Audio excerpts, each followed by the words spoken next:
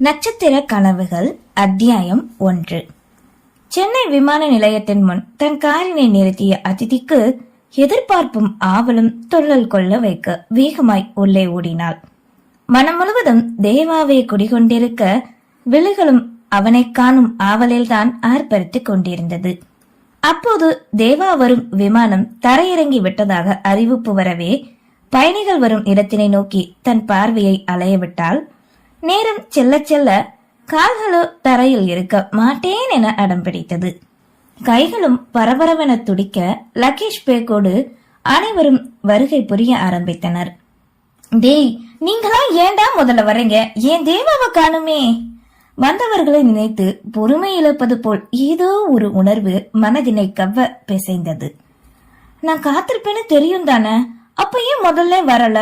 இவ்வளவு நேரம் ஆச்சு, இன்னும் செக்கிங் முடிக்காம இருக்கானா? ஒருவேளை இந்த பிளைட்ல வரலையோ? வரேன்னு சொன்னானே. உள்மனமோ வேதனை கொண்டு உதறல் எடுக்க வைக்க இன்னமும் கூட விழிகள் பயணிகள் வரும் பாதையைத்தான் கண்டது. கையில் இருந்த கைபேசி கூட ஓசை எழுப்ப தெரிந்தும் விழிகள் ஏமாற்றம் கொண்டு கலங்கி துடித்தது. அனைவரும் வந்த பின்னும் அவன் மட்டும் வரவில்லை. 2 வருடங்களுக்கு பின் தன்னுயிர் காதலனை சந்திக்க போகும் நொடிகளுக்காக எத்தனை மாதங்களாக காத்திருக்கிறாள். ஏன் நேற்று கூட முழுதாக அவனை பற்றிய நினைவில் நித்திரையை கூட தொலைத்தாளே. முதலாக அவன் தன்னிடம் கூறிய நம்பிக்கையை பொய்யாக்கி விட்டது என்னவோ போல் செய்ய தாங்க முடியாது அப்படியே நகர்ந்து அங்கிருந்த இருக்கையில் அமர்ந்தாள். அவன் இல்லாத எப்படி செல்வேன்? அந்த நொடி உறைந்த இதயங்கள் போன்றே அவளின் மூளையும் உறைந்து போய் மழுகி போனது. நேரங்கள் கடக்க சிலையானவளை கலைக்கவென ஒரு கரம் அவளின் தோள்பட்டையை தொட அப்போதும் உணர்வு வராது இருந்தது. தட்டுவது போன்று ஒழுக்கவே சுய உணர்வுக்கு வந்தாள். யார் என நிமிர்ந்து காண கண்டவளுக்கோ சொல்ல முடியவில்லை. கலங்கிய சிவந்த கண்கள் நொடியில் கண்ணீரை புகுத்தது. ஆனால் என்ன அது ஆனந்த கண்ணீராகத்தான் இருந்தது. தேவா, கூவலோடு அழைத்தவளோ வேகமாய் எழுந்து ஆனந்தமாய் அணைத்துக் கொள்ள ஆறுதலாய் வருடி கொடுத்தவனுக்கு சுற்றுப்புறம் புரிந்தது. அதித்தி, ரிலாக்ஸ், அதான் நான் வந்துட்டேன்ல கூறியவாறு தன்னிடமிருந்து விலக பார்க்க அவளோ விடாது அவனின் கழுத்தோடு தன் கரங்களை இறுக்கிக் கொண்டாள். அங்கிருந்தவர்களும் அவர்களை காண, ஹே, எல்லாரும் பாக்குறாங்க, இது யார் போட்ட அதித்தி? தட்டி கொடுத்தவாறு மென்மையாய் கூற அதன் பின்னே அவளுக்கு நினைவு வர விலகினாள். சுற்றி பார்வையை திருப்பியவளுக்கோ வெக்கம் தாங்க முடியவில்லை.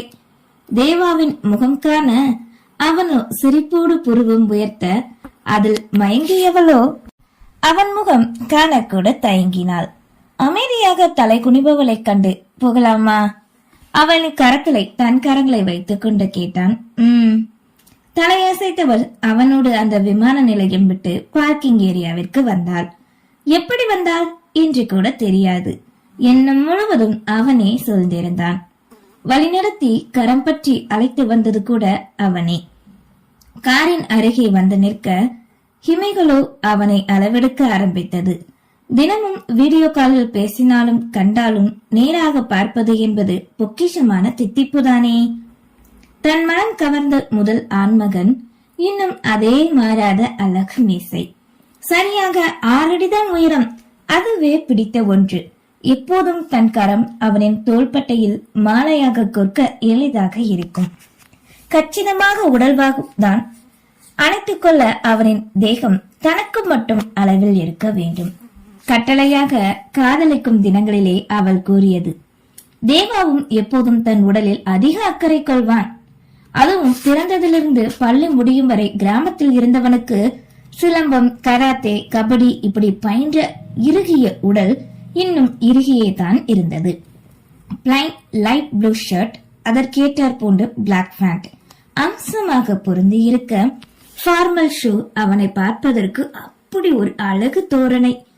அதுவும் தான் பரிசாக கொடுத்த வாட்ச் கூடுதல் அழகாக காட்டுவது போல் அதிதியின் விலைகளுக்கு தெரிந்தது.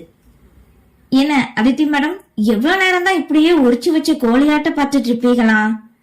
கிண்டலாக தன்னவளை கண்டு கேட்க, ஏ, சிக்கன் உடம்புக்கு நல்லதில்ல பாரா, டாக்டர்னு எனக்கே ஞாபகப்படுத்துறீங்களோ? டாக்டர் நினைச்சு ஒண்ணு சொல்லல, உன் ஹெல்த் எப்பவும் என்னோட கண்ட்ரோல். ஹெல்த் மட்டும்தானா? நீ உன்னை சார்ந்த எல்லாமே எனக்கு மட்டும்தான் சொந்தம் தேவா. எங்க தன்னருகில் இழுத்தவனோ கைவளவிற்கு கொண்டு வந்தான். ஹே தேவா, என்ன பண்ற? 2 வருடங்களுக்கு பின் இடையில் தழுவிய கரங்களோ கூச்சமூட்ட. I miss you Aditi. நானும் தான். நீயும் என் கூடவே வந்திருந்தா எவ்வளவு நல்லா இருந்திருக்கும். ஆனா மாட்டேன்னு சொல்லிட்ட. சொல்லப்போனா நீ போனதுக்கு அப்புறம் கூட வீட்டுல எல்லாரும் அதத்தான் சொன்னாங்க தேவா. சரி வா, வீட்டுக்கு போவோம். எல்லாரும் காத்துக்கிட்டு இருப்பாங்க உனக்காக. யாராவது வந்துருவாங்க. அவனின் கரங்களை விளக்க முயலவே அவர்கள் நின்றது பார்க்கிங்கில். தான் கார் நிற்கும் இடைவெளியில் உள்ளக்க வச்சு விடவே மாட்டேன்னு ஹக் பண்ணிக்கிட்ட. அப்போ தெரியலையோ யாரு வருவாங்கன்னு. ஆமா, நான் உன் கூட பேச மாட்டேன். எதுக்குடா முன்னவே வராம என்னை ஏமாத்துன? அந்த 10 நிமிஷத்துல நான் எவ்வளவு தவிச்சு போயிட்டேன் தெரியுமா? இடியட். எங்க நீ பண்ண ப்ராமிஸ பொய்யாக்கிட்டயோன்னு நினைச்சு நான் ஏன்டா இப்படி பண்ண? சலுகையாக உரிமையோடு அவனை போட்டு அடிக்க சுகமாய் வாங்கி கொண்டான். ஹே சாரி, தப்புதான். ஆனா நான் பண்ண ப்ராமிஸ மீறி இருக்கனா சொல்ல. அப்ப ஏன் லேட்டா வந்த? பிளைட்டை விட்டு இறங்கும் போது சடனா ஒரு பெரியவர் மயங்கி விழுந்துட்டாரு. டாக்டரா இருந்துகிட்டு அதை பார்த்துட்டு சும்மா இருக்க முடியுமா? அதான் என்ன ஏதுன்னு அவரை செக் பண்ணிட்டு வர கொஞ்சம் டிலே ஆயிட்டு. ஓ சரி.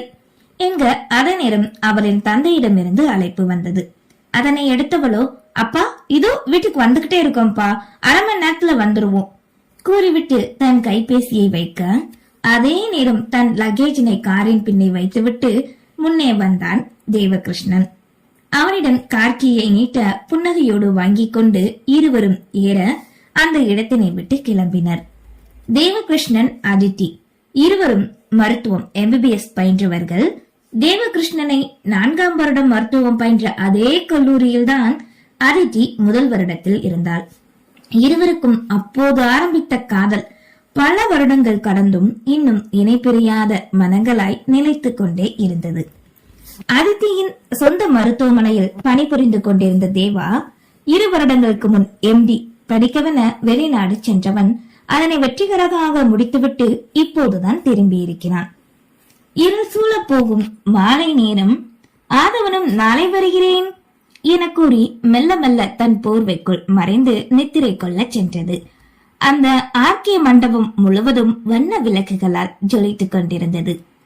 வாசலில் குழையோடு தொங்கிய வாழை மரங்கள் அனைவரையும் வரவேற்க அதற்கேற்றார் போன்று என்னை தொட்டு செல் என்பது போல் மென்மையாய் விரித்திருந்த பட்டு கம்பளங்களும் வருவோரினை இன்பமாய் வரவேற்றது. ஊதுபத்தியின் நறுமணத்திற்கு சொல்லவா வேண்டும்? அந்த வீதிக்கே மணந்து இங்குதான் நான் இருக்கிறேன், வா வா என்பது போல் அழைத்துக் கொண்டிருந்தது. யாருக்கு இங்கு திருமணம் நடக்கப் போகிறது என்பதை அந்த ஊருக்கே காட்டும் வண்ணம் போட்டோஸ்களால் பல கட் அவுட் விட்டால் அடுத்த வீதிக்கே சென்று விடுவது போல் இருந்தது. இது போக உள்ளே நுழையும் போதே அனைவரின் விழிகளையும் பார்த்துவிட்டு செல்வது போல் தேவகிருஷ்ணன் MBBS வெட்ஸ் யாழ்மதி MSc என்ற பெயர் எழுதிய வண்ணப்பூக்களின் அலங்காரம். அங்கிருந்த அனைவரின் முகத்திலும் அப்படி ஒரு பூரிப்பு, பேரானந்தம், மகிழ்ச்சி, தித்திப்பு, சந்தோஷங்கள் தான் களை கட்டியது அந்த இடமே. வரவேற்பில் ஒரு ஓரம் வீட்டில் பெரியவரான தேவகிருஷ்ணனின் தந்தை சங்கரமூர்த்தி நின்று வரவேற்றுக் கொண்டிருக்க, மறுபுறமோ விழிகளை கவரும் கலர் உடைகளில் மங்கையர்கள் நின்று சந்தனம், பூ, பன்னீர் கொடுத்து கொண்டிருந்தனர்.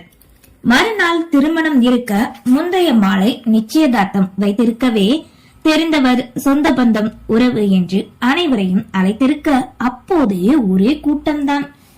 உள்ளே அன்னையின் வயதினை ஒத்த மங்கையர்களோ பரபரப்போடு தாம்பூலங்களை எடுத்து வாங்கி வந்த பொருட்களை அதில் கடைபரப்பிக் கொண்டிருந்தனர். இது நிச்சய ஓலை வாசிக்கும் ஐயர் பெயர் நட்சத்திரம் என்று கேட்க அதையும் வேலை பார்த்தவாறே மங்கையர்கள் கூறிக்கொண்டிருந்தனர். மணமகள் அறையில் அலங்காரத்தோடு இருந்த யாழ்மதியை இன்னும் அழகுபடுத்திக் கொண்டிருக்க முகத்தில் வெக்கத்தில் செம்மை பூசி சிவந்திருந்தது. அதை பார்த்த அவளின் உயிர் தோழி அமுதா, உன்னை மட்டும் இப்ப தேவாண்ணன் பாக்கணுமா? சொல்லவே வேண்டாம், நிச்சயமே வேண்டாம், ஒண்ணு வேண்டாம், தாலியை கொடுங்க இப்பவே கட்டிடுறேன்னு சொல்லிரும்.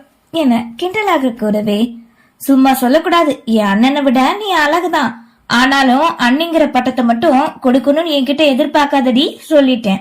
நீ என்னைக்கும் என் அத்தை மக யாழ்மதி தான் என்று தேவாவின் மூத்த தங்கச்சி இளையராணி கூறினாள். அவர்களின் கிண்டல்களை கேட்டு புன்னகைத்தவாறு, ஏன் மதனி, ஏன் உன் வீட்டுக்கு மருமகளா வந்தா எல்லாரையும் ஆட்டி வைக்கிற பயம் வரப்போய் தான் சொல்றியோ? மணப்பெண்ணான அவளுமே பதிலுக்கு கிண்டலாக கூறினாள், நானாடி அந்த வீட்டுல இருக்கேன், அப்ப ஏன் சொல்லுதீங்க? பின்னாடி நீ அண்ணின்னு சொல்லிடக்கூடாதுல்ல, அதுக்கு தான். சரி சரி, நான் இத வந்துடுறேன் என்று இளையராணி எல முயலவே, ஹே மெல்ல பார்த்து எழுந்துருமா என அருகில் இருந்த அவளின் சித்தி ஒருவர் கூற, தன் மேலிட்ட வயிற்றினை பற்றி கொண்டு எழுந்தாள் இளையராணி. எங்க போற மதனி, என் கூட இரு. அவளின் கரத்தினை பற்றி யாழ்மதி தடுக்க, இருடி, என் புகுந்த வீட்டாளுங்க எல்லாரும் வந்துட்டாங்களான்னு பாத்துட்டு வந்துடுறேன். ஓ சரி, சீக்கிரம் வா என கூறவே மெல்ல அந்த அறையை விட்டு வெளியேறினாள் இளையராணி. உடனிருந்த அவளின் சித்தியும் வெளியேறிவிட தோழி அமுதாவும் யாழ்வதியும் மட்டுமே இருந்தனர். மதி, என்னடி சொல்லு, நல்லா இருக்கேன் தானே? நானு புடவை எப்படி, மடிப்பெல்லாம் சரிதானே? சரிதான், அழகா இருக்க. எனக்கு ஒரு டவுட்டுடி. என்ன சொல்லு. எதுக்காக இன்னும் தேவாண்ணன் வரல? நாளைக்கு கல்யாணம், இன்னும் வராம இருக்கே, ஏன்? உனக்கு தான் தெரியும்ல, மாமா ஃபாரினுக்கு போயிருக்காருன்னு. அவங்க மேற்படிப்பு முடிஞ்சு இன்னைக்கு தானே சென்னைக்கு வராங்க. ஃப்ரெண்டு ஒருத்தவங்கள பார்த்துட்டு காலையில கரெக்டா டான்னு வந்துடுறேன்னு சொல்லிருக்காங்க. அப்புறம் என்ன? இருந்தாலும் எனக்கு என்னமோ ஒரு மாதிரியாவே இருக்குடி என தோழி ஏதோ கூற வர, போதும் போதும், ஒன்னு பேசாத, வாய மூடு. இங்க இருக்கிற எல்லாருக்குமே மாமாக்கு பிறந்த நாள் பரிசா இன்ப அதிர்ச்சியா எங்க கல்யாணத்தை ரெடி பண்ணிருக்காங்க. நீ ஏன் தேவையில்லாம நினைக்கிற? போ போய் வெளியில இலாமாமா இருக்கும், சைட்டிடி.